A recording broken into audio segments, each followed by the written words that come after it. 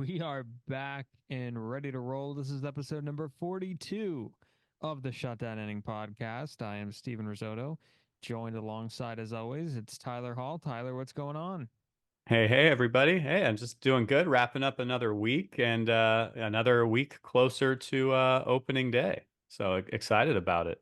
Yeah, opening day just a little bit away. Of course, the Dodgers playing in Korea. Um, we're gonna get to that in just a little bit with that series, the Korea series starting. But this is like I mentioned to you before we came on. I'm getting my fantasy teams in order. Like I have a draft every single day this week. I waited till the last minute for all of it, and it just feels like baseball season. Very happy.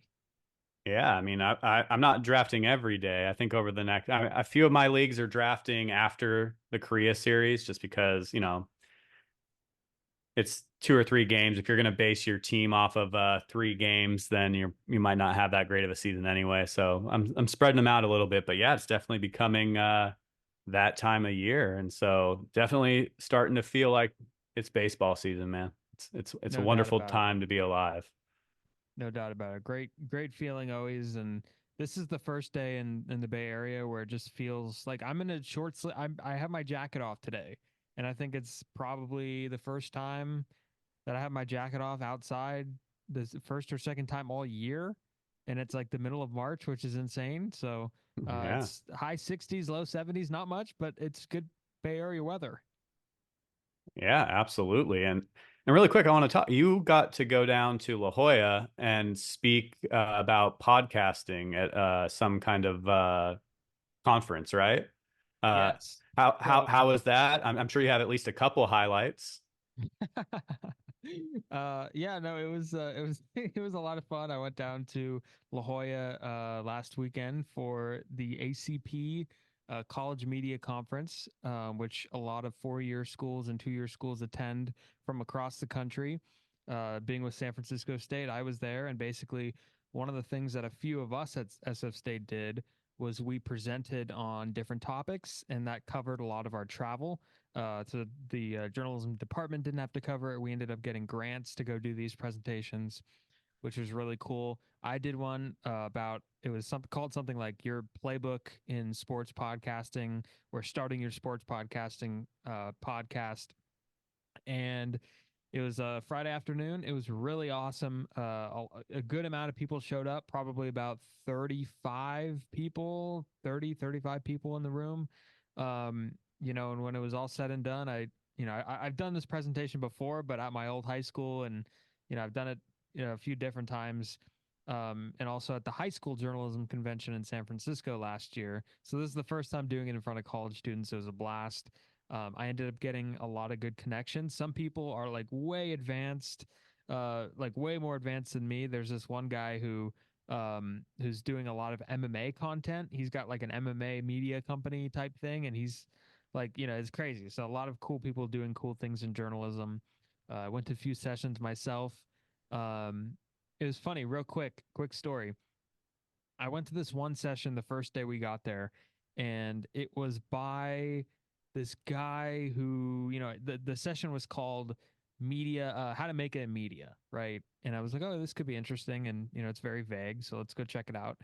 And we're sitting there listening to this guy, and he's going on just this rampage about, you know, nobody's going to hand anything to you. You got to work for it. And it's like this big motivational thing. And it's great. Like, I'm picking some stuff out. And I'm like, I'm going to use that. And then he's like, I got into the media business and I was a reporter. And I was like, okay, yeah, reporter. And then he starts talking about how he got a job as a movie producer with Disney. And then he's like, here's one thing you guys could do. And he pops up on the screen like a movie trailer. And he's like, see how and I was like, how are we gonna do like a movie trailer like that just randomly? And I quickly realized that I was in the wrong room. That wasn't the type of media that I wanted to go into. And this was a movie producer talking about what kind of trailers some of us could be doing right now. And apparently he was a producer on the $1 Million Arm, and he had all of his 5 Emmys lined up, and it was just weird. But that's one thing that stands out is I went to the wrong media session of a guy trying to tell college students, here's a trailer you could be doing. So shout out. Yeah, make a trailer like a Disney movie. It's easy. Exactly. He just made it seem so simple. He's like, all you need is a drone. He's like, that should be a couple $100. And I was like, what the hell? What is this guy trying to like convey here? But it was fun though. I went to a bunch of sessions. Marcus Thompson, the great Marcus Thompson, was there all weekend. He's big in the education scene in college in the Bay Area. Cool to see him. Cool to see a bunch of people. But it was a blast. I had Nice. fun. Awesome, man. Good to hear. Yeah. But And yeah, I wanted to give you a shout on that. That was a great opportunity for you, and I know you had a blast down there. So appreciate that. No, it was a total blast. And before we get into anything, I also want to mention this is episode number 42. Jackie Robinson is obviously number 42, and Tyler, I don't know if you know this, I didn't tell you this, but in my history of baseball class at San Francisco State last week, and I believe this week too, is the Jackie Robinson week. So we are learning about okay. Jackie Robinson, Branch Rickey, the Negro Leagues, all that fun stuff. So just give a big shout out to Jackie right there. Episode 42. Let's go. Episode 42. It'll be forever retired after today. Yeah, and it's been cool too. I don't know if are you still doing the immaculate grid every day? I'm not. I got to get back into that. They started to implement some Negro League columns. So I harder. I know like some of the heavy hitters. So like every time those pop up after I'm done with my grid, I go and try to learn about like one or two more guys so I can get a lower score next time and just learn more about the Negro Leagues. So yeah, that's awesome. And so obviously baseball changed a lot thanks to Jackie. So episode Yeah. 42. Are we ready to talk some baseball? We're ready to talk some baseball. All righty. Well, yeah, we're going to go back a little bit. We're recording this on the 15th of March. So some of this might be a little older, but we wanted to touch on it even a little briefly. And first one, we've been talking about the Boras 4 for a while, and two of them have come off the market. First was Cody Bellinger signing with the Cubs to a 3-year, $80 million deal with obviously an opt out after each of those seasons, slightly front loaded. So were you surprised to see Bellinger heading back to the friendly confines? No, I think it was kind of inevitable. I think any of the Boris people still remaining, and we'll get to Chapman in a second, but him too, just didn't have the markets that I think they thought they were going to have. And if they did have the market, a lot of teams in their market were scared off by the asking price. And there's just too many question marks among these four players. And Bellinger, I think, had the most question marks, as in like, who is he going to be? Is he going to be the Yeah. Cody Bellinger that we saw in 2019 winning the MVP? Or is he going to be the Cody Bellinger that was among the league's worst hitters for 2 years? Or was he going to be the Cody Bellinger last year who had numbers that we've never even seen him have with the bat to ball skills and the not striking out, cutting his strikeouts basically in half? Um, so I don't know. He's a big question mark, but I'm not shocked that he got the 3-year deal. Um, I think the opt outs are interesting. We're going to see, I think, something similar with Snell and Montgomery coming up here too. But I'm not shocked he went back to Chicago. It seemed like those two kind of were locked in all offseason and trying to find a way to bring him back. But at the same time, this was his chance to capitalize off of a really, really good season, an encouraging season, and he couldn't cash in. And again, I don't know Yeah. what the reason is. Was that the asking price? Was it something else? But I think Yeah, in a I different think. world, Cody Bellinger would have loved to rack up that long-term deal. Yeah, I mean, I think it was probably a combination of the Boris asking price and some of those question marks for Bellinger specifically. And so I think, the way that this deal is structured is really great for Bellinger. If he has a bad year, he's going to at least bank $80 million. If he has another solid year, some of those question marks that people had about him probably, fade away a little bit.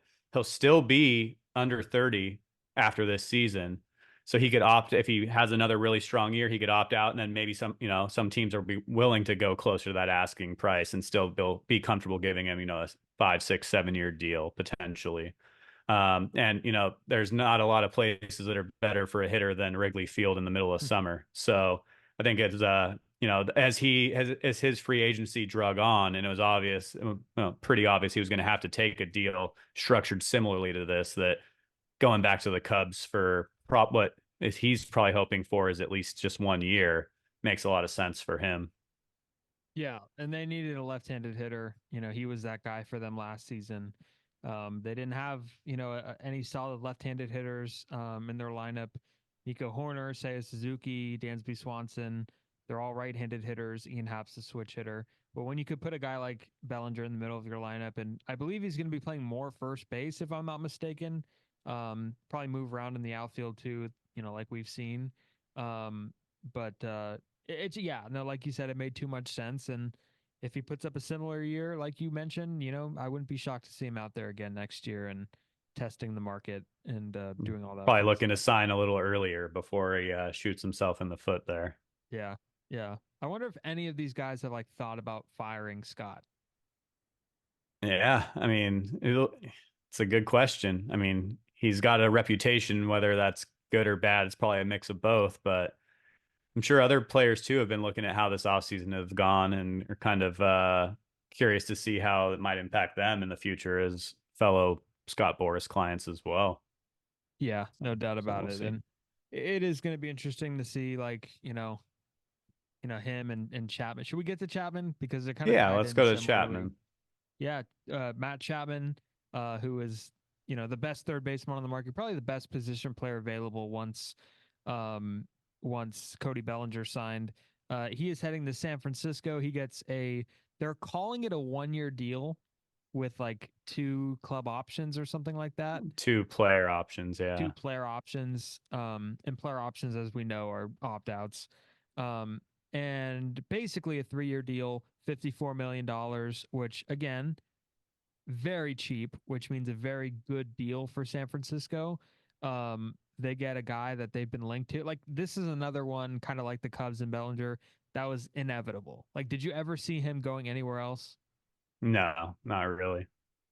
I don't know where he would have gone. So yeah, it just makes a lot of sense. I think there is also a fourth option that's a mutual option, which are really hard. Usually mutual options never come to fruition because both sides aren't gonna usually agree if on the fourth year being worth it in this sense. But yeah, it just made too much sense with his, familiarity with the Bay Area, the Giants' new coaching staff, and just where the Giants are and what they're looking for to bring him in.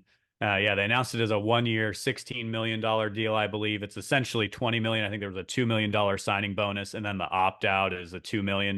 So salary 16 with two $2 million bookends to make it 20.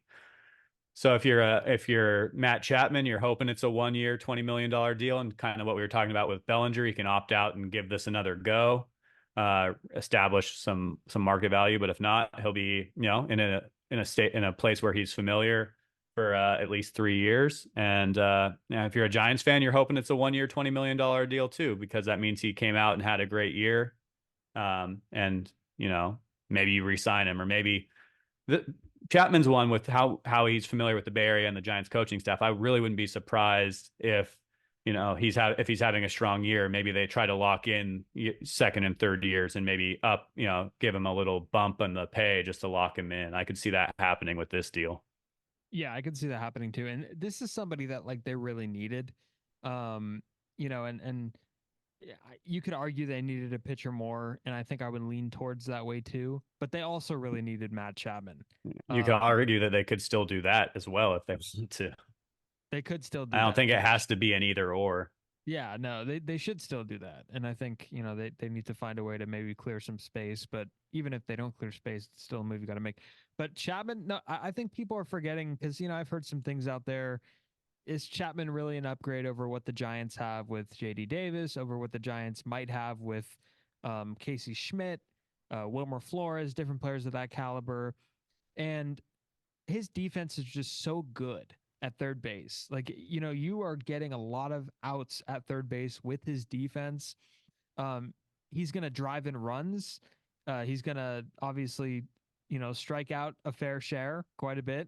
But he's going to hit the ball out of the ballpark. And when you got a top of the order like the Giants have, where it's Jung Hoo Lee, who, maybe you expect an adjustment, but for the most part, to be an on base guy, you have Lamont Wade Jr. in there a lot of the times, on base guy, Flores on base guy, and then that's a perfect lineup, top of the lineup, not perfect, but it's a pretty good top of the lineup to set up for Jorge Soler and Matt Chapman, and Yeah. Michael Conforto to some degree too, if you want to go down that route. But Chapman fits in this lineup.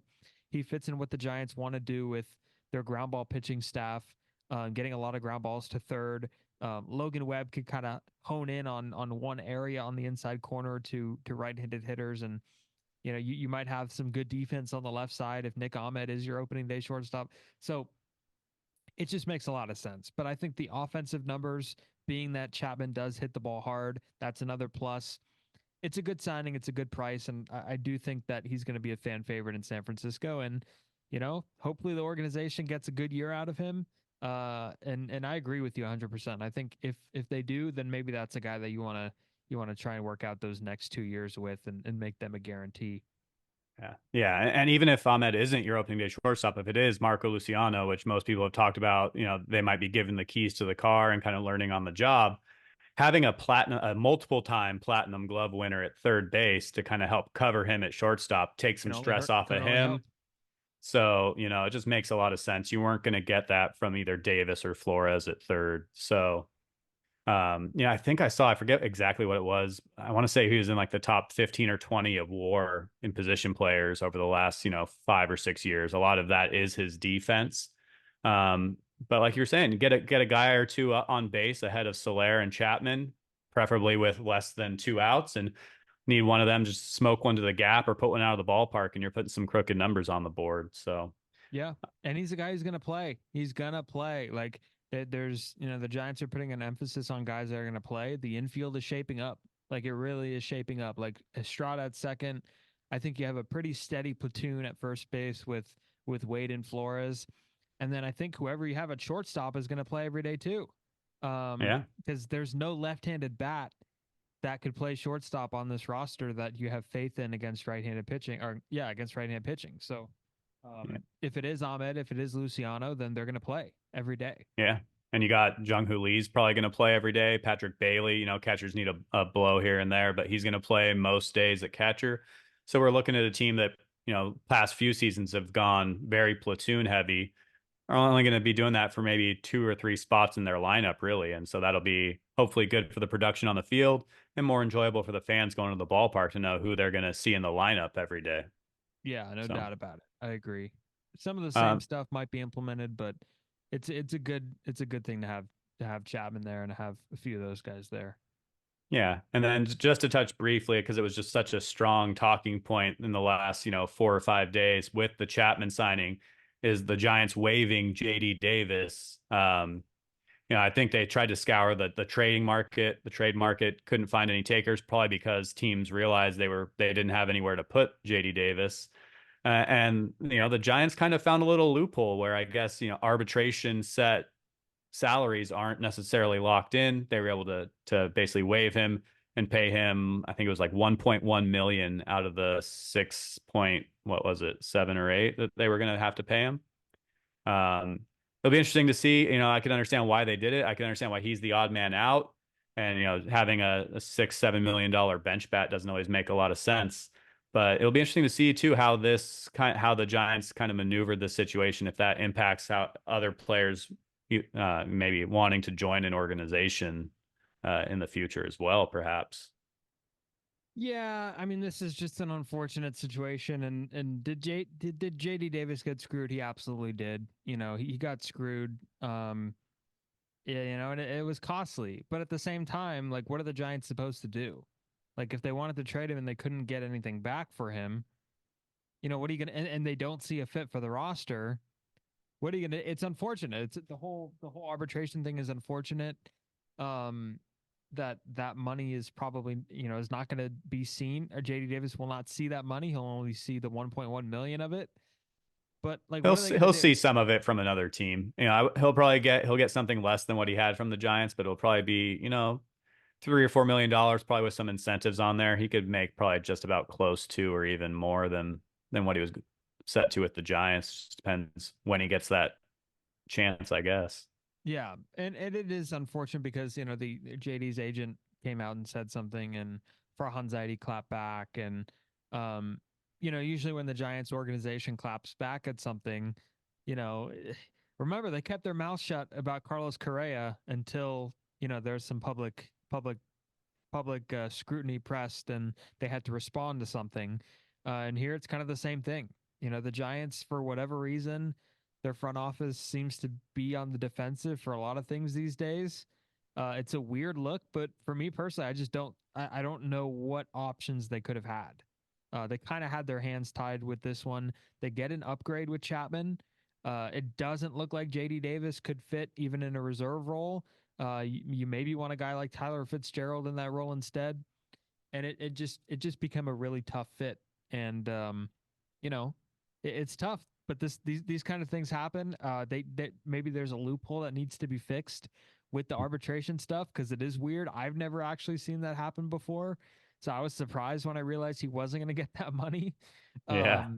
But yeah, I mean, I just didn't. I didn't see another avenue. Yeah, exactly. So, yeah, I just thought, it was a talking point, not even just amongst Giants fans, but across baseball over the last few days. So had to breach that. But going into some more current news now, in the last day or so, it's come out that Yankees ace Gerrit Cole is having some elbow issues. The good news is he's avoiding Tommy John, at least for now. And they're expecting him to be out 10 to 12 weeks per reports due to some elbow issues. But obviously, a big blow for the Yankees. Big blow for the Yankees. He is their guy. One thing about Gerrit Cole is that he's been so reliable to the point where, I know he won a Cy Young last season and it was his first, but he's kind of gotten to the point for me where he's a bit underrated. And, he's underrated because I think the Yankees were not too great last year, but he's kind of like the Giants, the Yankees version of Logan Webb in a lot of ways. He's basically carried that pitching staff. He's somebody that, has been reliable to pitch deep in the games. And I'm drawing a blank, but I believe he's had Tommy John before. Um, if I'm not mistaken. If not, then that's a pretty big miracle. Um, I probably shouldn't be spending too much time looking into to see if he has, but anyhow, no, it is a big blow, and I'm glad that there is no structural damage in his arm. But one thing that gets me scared a little bit is, once you have these arm injuries, even if you have 10 weeks of rest, you don't know what it's going to look like after the 10 weeks, Yeah. and the surgery, what we've heard is it fixes stuff. It takes a year, maybe a year and a half sometimes, but it fixes stuff. And people come back from Tommy John pretty strong a lot of the time. Sometimes not. Sometimes they do. Um, and it's almost like, do you want to have something done now or do you want to have something done later? And I'm glad that there's just no damage shown in the MRI because I think that would change things. But it's good that he's able to avoid the surgery for now. But, you still always have that in the back of your head when, the next time that guy throws a baseball. Well, yeah, and like most of the stories I've seen, they say, avoided Tommy John for now. You never know. Maybe they Yeah. wait 10 to 12 weeks and then they realize, okay, nope, it's still not right. We need to get in there. But yeah, And at obviously that point, you now, just waste time, right? yeah. So yeah, it's also, interesting. The Yankees have come out and said they're still not interested in signing Blake Snell or Jordan Montgomery. So like right when he got hurt, everyone was like, okay, Snell to the Yankees, and they're saying no. So right now they're looking at a rotation that's anchored by Marcus Stroman, Carlos Rodon, and Nestor Cortez.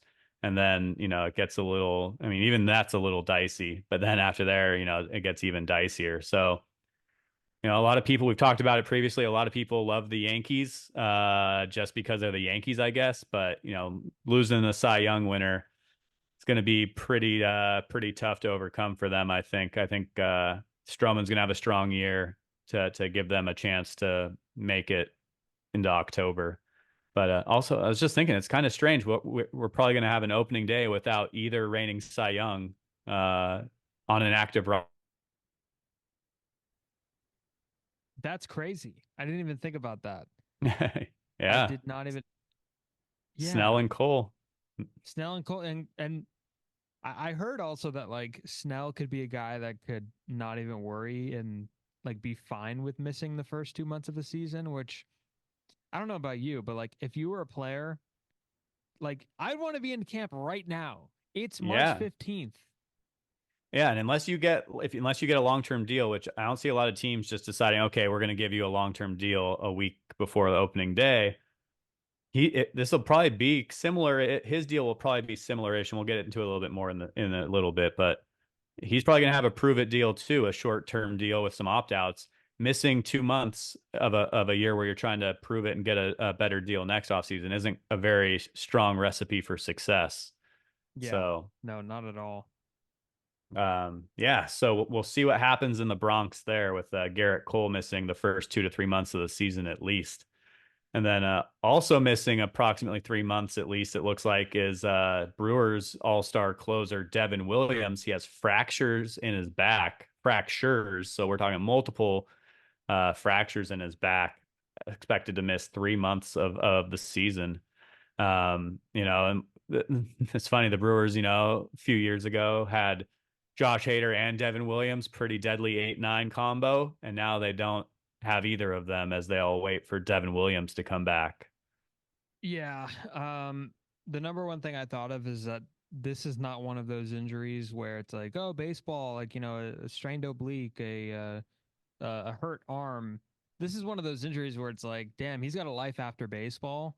And this, back problems are something you don't mess around with, and Yeah. whenever I think of back problems, I think of our good friend Gianno Parenti, whose back always seems to lock up. But Devin Williams, yeah, 2 stress fractures in his back, and for a Brewers team that I don't know what they're doing. They traded Corbin Burns. They signed Rhys Hoskins. Are they in? Are they out? Do they want to take advantage of that weak division? Um, but I think we talked about it before. But this is going to be his walk year. He's going to be a free agent soon. Who knows what that looks like? Hopefully he could come back and be right. I don't know where the stress factors are. The upper back, the lower back. But no surgery involved, I guess. And he's expected to make a full recovery, but and this is something that's been lingering from last season, I believe. So yeah, I just don't know what to make of the Brewers. This is a key piece for them. Gonna be their closer. Good strikeout stuff. 2-time All-Star, right? Makes the team quite a bit. I just don't. Yeah, it's a tough blow for them for sure. Yep. Yep, definitely.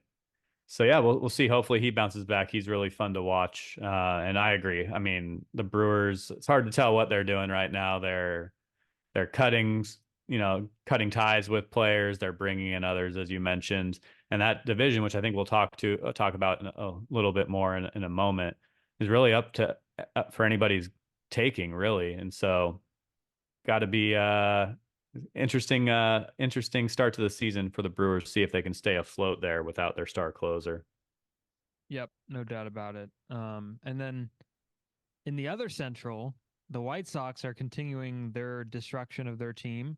Um, uh, Dylan Cease, who I don't know about you, but I thought it was like there's no way he was going to get dealt. I think past a certain point, I just thought to myself like he's not on the table anymore, and apparently that was never the case. Dylan Cease is now a San Diego Padre. He gets traded for a bunch of San Diego prospects who go the other way.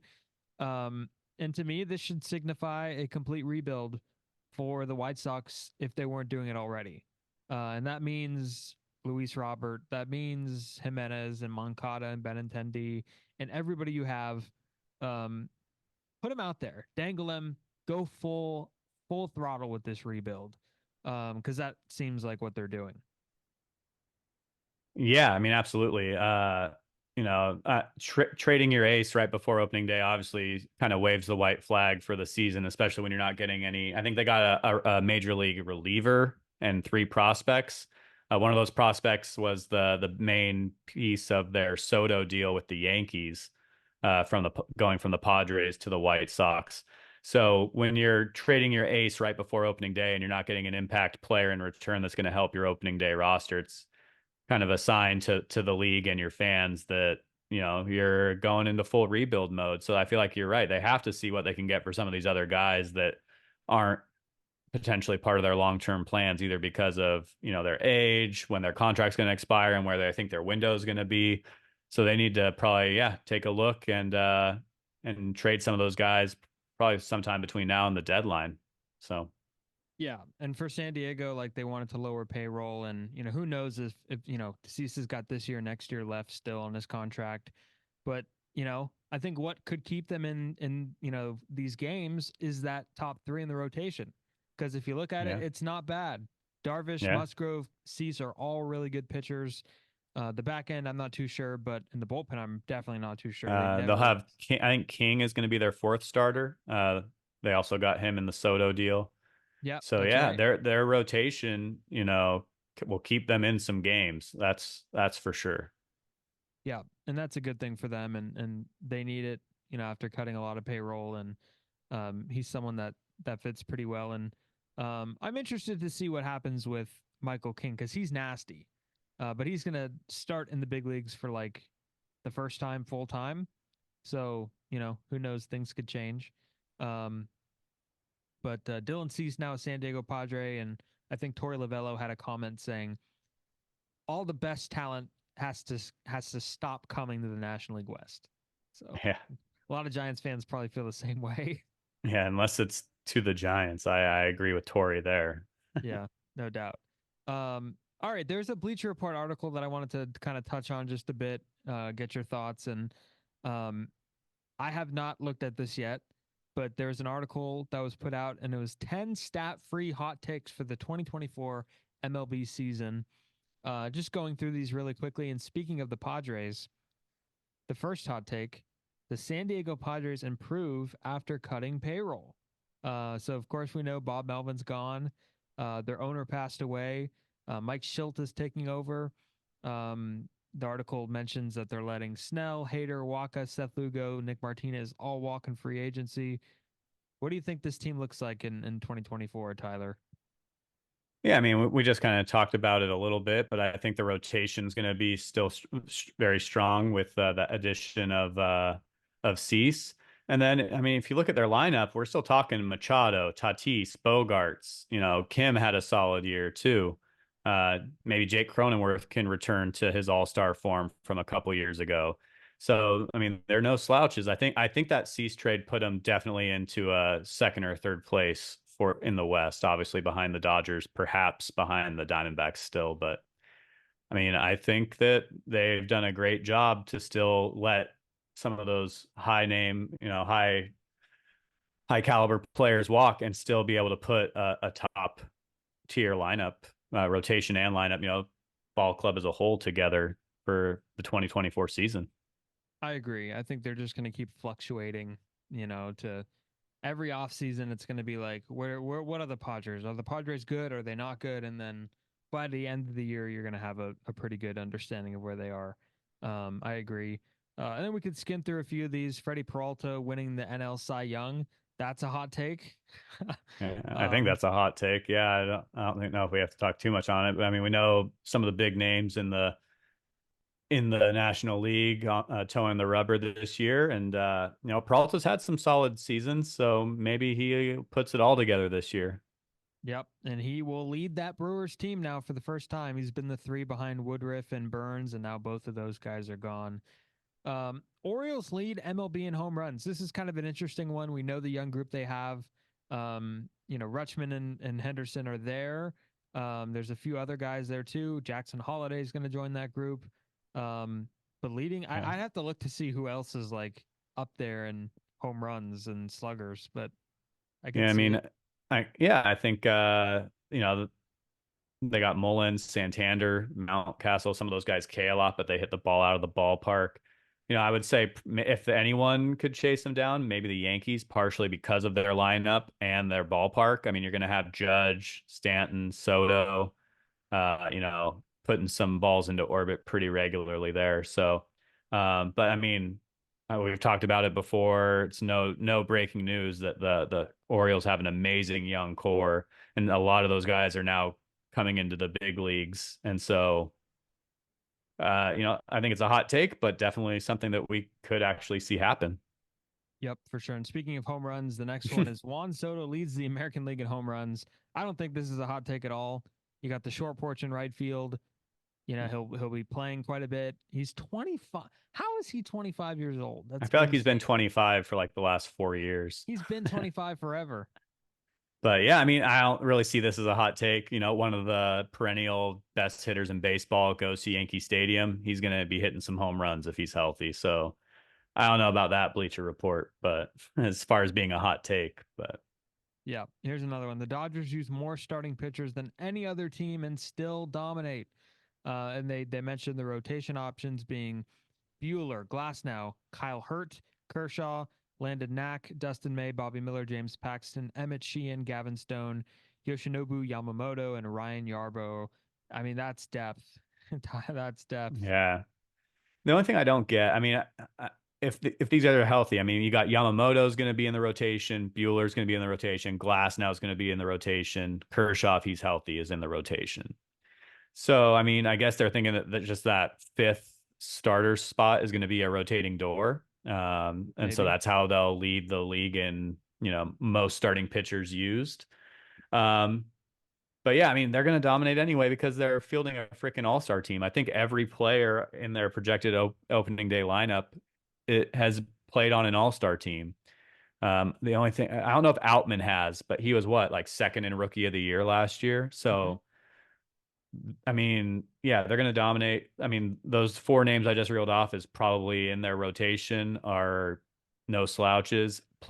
Couple that with their offense. I mean, I think the hot take here is that they'll use more starting pitchers than anybody else, but not that they'll dominate. But I know your buddy Tyler Glasnow has been filthy this offseason in spring training. He is insane right now. Yeah, the people that say like he's got to stay on the field, like he does have to stay on the field. You know, everybody knows that. But to say that he's nothing short of like really, really, really good is absurd. He's going to dominate when he's on the field, and he's so nasty. And Bobby Miller, I'd imagine, gets that other spot. Um, I mean, he was a rookie last year, and threw 120 innings and had a 3.7 ERA. Like, put him in there. Like I think he's going to get a spot too. He's really good, and people are totally forgetting about Bueller too. So interesting stuff there. Chris Sale returns to frontline form. Boy, would that be a break for the Braves. They obviously signed him hoping that would be the case, and maybe some guys just need a change of scenery. Yeah, I mean, this would be huge for the Braves. The Braves seem to be the one team that a lot of folks seem to think can give the Dodgers a run for their money, um, both for home field in the playoffs and potentially coming out of the National League.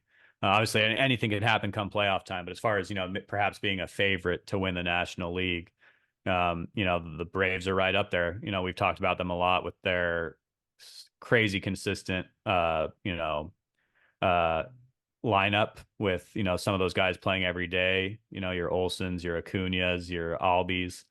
And I mean, if Chris Sale can return to form and you're putting him with, Spencer Strider, Fried, like they can give the Dodgers a run for their money potentially. And so this would be huge for the Braves. He's 34, which is a little up there to all of a sudden return to form after a few off years, but he's shown he can do it. So Yep. No, absolutely. That should be an interesting one to watch. I want to see if his strikeout numbers stay where they were throughout his career. Probably not, but if he could be a guy that could get swings and misses, I mean, d- doesn't he currently hold like the highest career Ks per nine? it's something like that for a starting pitcher. It's something like that.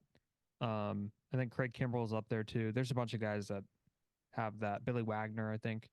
Um, all right, I'm gonna kind of group some of these together. Uh, Another one is a surprise contender emerges from the American League Central. And who knows who that could be. And also there's another one, I'm going out of order. The NL Central is a 5-team race. And if there's a 5-team race in the NL Central and it's mediocrity, I'd be fine with that. I just want to see a race in any of those divisions, but we'll have to see. Yeah, I mean, we've talked about how usually, the AL Central is one of these weaker divisions. It is perennially. That's why saying like a surprise contender emerges from the AL Central. I mean, that could be anyone in that division, really. I think They wrote yeah, about everyone. yeah, I think they're talking about the Royals. But if you're talking about a surprise contender and then you talk about all five teams, it's not really a surprise. It's more of just like a lottery ticket, really. Yep. But I mean, we've talked a little bit about the Royals in other episodes on how they've put together a really solid, off season, adding to their ball club, and then you've got Bobby Witt Jr. anchoring it. And we've talked too about the NL Central even earlier in this episode how it can really be anyone's division. So just more of a lot of the supreme talent staying to the coasts, and then we'll see what happens in the middle of the country, I guess. for sure. And then the final two, I was going to put him on my up, but then he's talked about here. Wyatt Langford, 2024's rookie superstar, which I could see happening. Everything I've heard about this guy is fantastic. He was, in the 2023 draft. He's going to make it to the big leagues this year. He reached AAA last year. He's supposed to be the next best thing. Him and Evan Carter. And also Jordan Walker of the Cardinals. One of the hot takes here is Jordan Walker is baseball's most improved player. Do you remember Jordan Walker's connection to me? Kind of. He's the first player to debut that I am older than. Yeah, yeah. So, and I guess Langford will join that crew. I'm assuming, or I guess he went to college, so maybe not. But yeah, Let's see. Yeah, I Wyatt mean, Langford. it's just nuts that Langford got drafted last year, already worked his way up to AAA, and is just dominating spring training enough to where Bruce Bochy might be plugging him into, if not an opening day roster, his lineup very soon after opening day. I think he'll probably break with the club, see what he's got, but it'll be interesting to see what he can do. And yeah, I mean, Jordan Walker, when he made his debut, he kind of underwhelmed, but he's still only 21. I mean, so I don't read too much into that. And so for him potentially being most improved player, I can totally see that happening. And that would be it's always, I love to see these guys that have been, touted for a few years as young guys coming up come to fruition and actually produce to the levels that a lot of people think. So that'd be awesome for Jordan Walker. And then Steven can watch and go, that's right, kid. Way to play. Exactly. And Wyatt Langford is like 6 months older than me. So that one not there yet, or actually will never be there. Not there yet. As if I don't age. Right. I stay the same like Juan Soto. Um, all right. I guess to just before we head into the three ups, three downs, there is the Korea series happening on Monday. Um, this is cool. Shout out to our buddy Joey, who is going to the Korea series. Is he? He is. Is he already there? Yeah, he's in Tokyo right now, and then he'll hop over to Korea for the series. Our friend Joey, for those listening, he's our token Dodger friend fan, but awesome guy. Gets to travel a lot, loves to travel for his Dodgers, and so he'll be there to see Otani's first game in the blue. Really cool. Really cool. That should be a cool series. I'm looking forward to watching Yeah, I that. mean, this is one of those weird ones where, they fly these teams out to Korea. I think they've done it before in Japan, open the season there a couple weeks earlier than everyone else. Then so those three games count. They play Monday, Wednesday, Thursday, I believe. Then they come back and they go back into exhibition mode for a few. I think they have a freeway series with the Angels to finish off their quote unquote spring training. And then the rest of the league will start about a week later. So, obviously, this is a big deal. It's great to see the game expand globally, but then that Korea series, it's the Dodgers and the Padres. There's a lot of players from Asia on both of those squads, so it'll be really cool for those fans over there to see some of the players that they saw come up playing Major League Baseball in their home country. That's really cool. Yeah, should be really cool for Hassan Kim, who's Mm-hmm. going back there and should have a nice rooting section. And I'm very looking forward to seeing how Korean baseball fans jump on this Jung Hoo Lee train too and follow him in a Giants uniform. So really cool stuff. And speaking of the Dodgers, Mookie Betts, the shortstop. I mean, Yeah, fantasy players are man, salivating right now. Mookie man. Betts had already Yeah. second base eligibility last year, and now he's adding shortstop. I mean, this guy that might put him over Acuna. Yeah, it really might. I mean, getting Mookie Betts production out of a middle infield spot is ridiculous, especially second. I think if I end up with him in any of my teams, I'll probably try to slot him into second just because there's so many strong shortstops. But even if you do plug him in at shortstop, I mean, holy cow. I mean, this guy is awesome. I've said it before. He's one of those guys I wish played on any other team just because he's such a interesting dude. I Yeah, hope he gets some bowling in Korea too. yeah. And But he's yeah, going to be a good he's going to be a good shortstop. There's just something about him where he can't. There's nothing physically that I feel like he can't do. yeah, I 100% agree. So, yeah, it'll be interesting to see now. I mean, what a luxury to have where you're just like, yeah, well, we'll put Mookie at shortstop. But yeah, anytime you can put a guy like that and kind of move him around so you can fill your roster with talented players elsewhere, must be Yeah, no nice. doubt. But yeah, so we'll have some live regular season baseball here in a few days. Like I said, don't draft your team just off of what a couple guys do. I remember there was one year, this was several years back. I'm going to age it with the player I'm going to drop, but I think it was Hideki Matsui. They did like an opening. The Yankees opened in Japan, and he hit like 3 home runs in the first series. And so he got drafted like way too early. Most of my drafts were after that series just because the rest of the league didn't start yet. And he was going in the first round, like in every draft, just because he had like a solid first series. So don't let it impact your fantasy drafts too much. But we'll have real baseball to watch here in a few days, and that's always a good thing. No doubt, no doubt. 3 up, 3 down. Let's get those downs first. Yeah, let's start with the downs. I'm going with some perennial downs here. But Scott Boras. Scott Boras, I'm putting as my first down. We talked about, with his big four with Chapman, Bellinger, Snell, and Montgomery. He probably, I mean, some of these guys turned down, I think, didn't Chapman at one point turn down like $120 million extension offer? It might have been more. They wanted to test free agency. He did that with a few of these guys.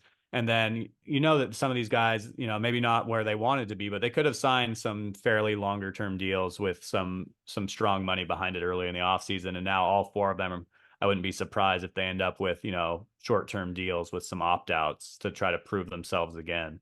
So it'll be interesting to see how this impacts, those players moving forward and future Scott Boras clients. So he's my down number one, Steven. He's a perennial down. Although he does do good work for the players and everything, and he does his job well for the most part. But this offseason, I don't think he's doing his job well. And I'm saying that as someone that doesn't know much about the agent business in baseball. I've talked to a few on Rizzocast, but still don't understand exactly like how to evaluate an agent. He's probably the best at what he's done ever. But at the same time, I can't imagine this being a successful offseason for him. All the projections for some of the big guys are probably not going to be met. So I don't see how you could put him as an up ever, at least now, unless he lands a $200 million deal for Snell. I'd be shocked if this was a good offseason for him. Yep, agreed. And it started out so strong too, with Jung Hoo Lee getting way more than most people projected he would get, Yep. and then the rest of the offseason happened. Down number two, I'm going with everybody's favorite umpire, Angel Hernandez. He even has to make the game about himself in spring training. He got into it with Lance Lynn a few days ago in one of his starts for the Cardinals, tossed him. So then, so then Lynn tried to go out to the bullpen just to get some work in because that's what spring training's all about. And so essentially, Hernandez ejected him a second time and told him he couldn't throw in the bullpen and he needed to hit the road.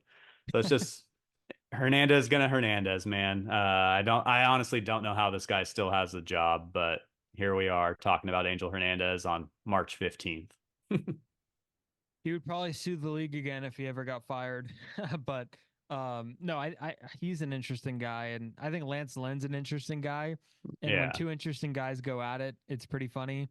And I think he should have been able to throw the bullpen pitches. It's spring training. He's trying to ramp up for the season, trying to get his arm in shape. Let him throw in the bullpen for a little bit. He's not harming anything. Yeah. I So mean, I know most of those fields have like, smaller fields so he probably just went and threw there elsewhere. It's probably just easier for him to go out to the bullpen since it's right there. Hopefully he still got his work in because he should be able to, but leave it to Angel Hernandez to make it all about him. So he's down number two, and he could probably be a down every up and down for the rest of the season. But yeah. hopefully we don't have to talk about him for a while. And then down number three, I'm just going to go with spring training broadcasts. I'm not sure how it is for a lot of other fan bases, to be honest, but I mean, how many Giants games have been televised this spring training? Like half a dozen, maybe. Yeah. And a few of them have even gotten rained out. That's another thing. I almost put spring training weather. I feel like spring training's in Arizona and Florida because of the weather. For a reason. And I saw even today when I was looking, there was a few spring training games. They're back underway, but they were in rain delays when we started recording, Steven. So, just unless you're in Arizona and in Florida, and that's become even harder to do because that's like tourist season for these places now and prices go up. So unless you're actually there, like you're stuck to watching little clips on, Bleacher Report and ESPN and Twitter just to kind of see some spring training baseball action a lot of the time. So that's my down number 3. Yeah, and especially the breakout games. Like the breakout games should be televised on MLB Network for Christ's sake. You're trying to promote your talent for the future. And I get that they're expensive to air and everything, but some of these fans want to see their games, and it's a shame that that's unable to happen. But Yeah. yeah, I would definitely like to see more spring games done for sure. Yeah. Um all right, ups. So I have a few ups. I want to start with what O'Neill Cruz is doing. Our good friend O'Neill Cruz, who fractured his ankle last year, ended up being shut down for the entire season, basically. He is back this spring and he is hitting pretty well. He's only played 9 games, 24 at bats, but he's got 5 homers. He's got a 1.331 OPS, and he's hitting the ball hard. That's exactly what we saw before his injury. There's going to be some big shortstops in the National League Central with him and Ellie De La Cruz. I'm excited to watch those two guys go at it in that division. They both hit the ball extremely hard. And O'Neill Cruz, everybody's saying he's too big to be a shortstop. I want to see him do that every single day this year. Yeah. Yeah, I mean, and the good news for him, if you can take good news out of fracturing your ankle, is it wasn't like his body broke down. He Yeah, basically like snapped his ankle. I think it was on a slide into home.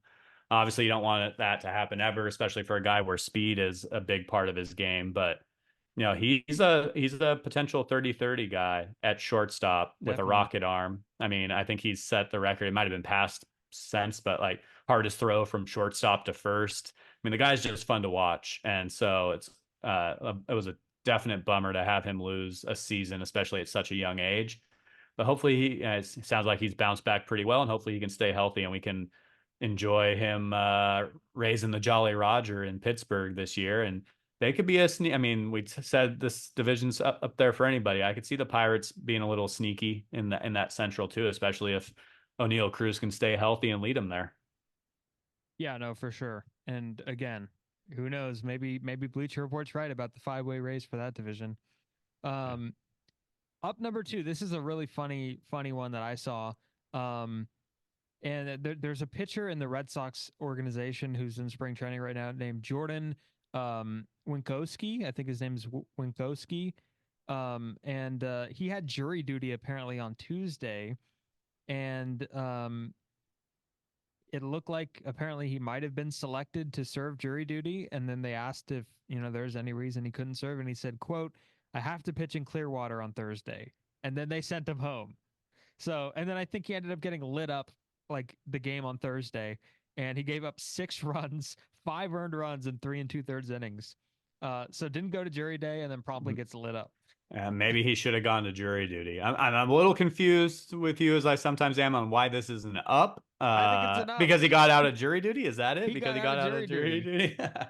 Maybe he should have gone to jury duty, and then it could have saved his spring stats a little bit. Or maybe I But didn't read the article before I put it under there. oh man, Just but go with it. also, yeah, I mean, it is one of those funny stories that happens in baseball. Hopefully, it doesn't derail his chances of making the big league team this season. But since we're talking about Blue Jays, really quick, I'm going to throw a little up there. What about Joey Votto going home Yes. to the Blue Jays? Joey Minor Votto's a league Blue Jay. deal, but he could make that team potentially. So He could. He could in the Brandon Belt role. And it's cool because he's Canadian. That's like the team that he grew yeah, up watching. he grew up in the suburbs of Toronto, so Must be the that's coolest pretty thing. cool. Hope he can make it and play in the Blue Jays uniform in his That's a career. good one. How did we forget that one? How did I forget that one? Votto to Toronto. It's a really good story. My last up, and I'm going to give it to Brandon Crawford. We have not talked since Brandon Crawford got a big league deal with the St. Louis Cardinals. It is going to be weird seeing him the Cardinal red. But it's good that he's going to be able to get a chance to keep playing. That's what he wanted. I think everybody should be really happy for him, especially Giants fans. There were some parting words on the way out.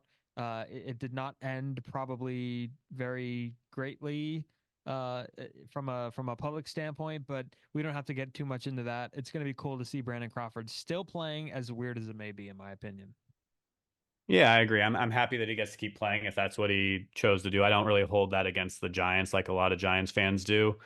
If he wants to keep playing, that's fine by me. I'm happy for him. I'm a big Crawford guy, kind of my age, living the childhood dream, playing shortstop for your team. Jordan Walker?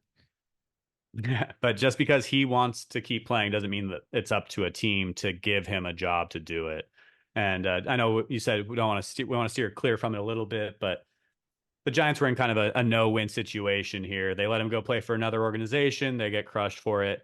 If they bring him back and he doesn't play well and they have to DFA a franchise legend who everybody loves because they need to improve the ball club, they lose again. And so, I mean, they were really in no-win territory in this situation. I think they probably did what's best for them. I think Crawford probably did what's best for him as far as 2024 is concerned. He'll get more playing time in St. Louis. And yeah, I mean, I've seen a few pictures and videos. It is bizarre to see, but happy for Crawford to be able to keep living the dream. Yeah, he would have been. I mean, it's hard to explain cutting him at the end of March for Tyler Fitzgerald, and it's hard to explain cutting him at the end of May for Tyler Fitzgerald. Nick Ahmed, much easier case to do that. No doubt about it. I think we shut it down again. Our next episode is probably going to be a season preview of some sort.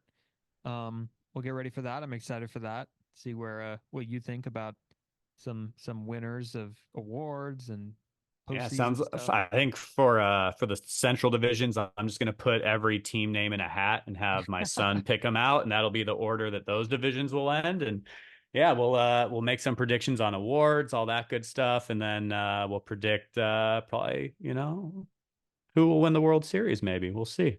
Yeah, no doubt. Well, I'm excited. We shut it down again. Everybody can go ahead and follow us on Twitter, Instagram. Twitter at shutdown_inning. Go check us out there, Spotify, and then wherever you listen. A lot more stuff coming up again. Baseball season starting. Spring training almost over. Korea series almost in. We're getting ready to ramp it up. Don't forget your fantasy league drafts, everyone. Good luck in all your leagues. I know I will hopefully need it with 7 teams. Tyler's probably got like 2. I've got 5 or 6. 5 or 6. Not bad. Not bad. Yeah, Pretty good stuff.